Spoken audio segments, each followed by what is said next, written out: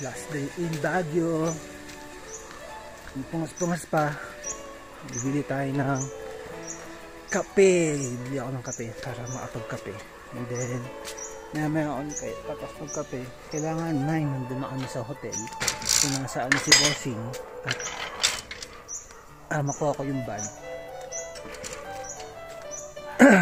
Yun lang. Kape, bili muna tayo ng kape. Kape muna, kape.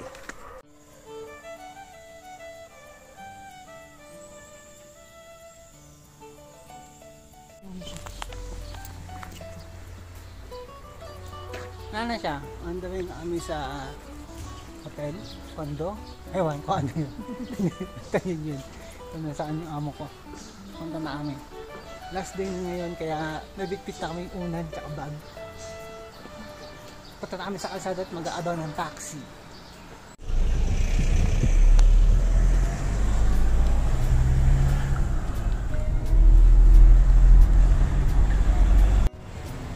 So, nakarating din kami dito sa naka-stay yung bus ko. So, halos isang oras din ako naghintay kami ng taxi. Ang usapan namin ni boss is 9. So, umalis kami ng bahay nung anak niya is 7:45. Nakasakay kami halos magna 9 na. Taga namin naghintay ng taxi. Ayaw kasi mag-jeep. Kasi mangot na nga siya.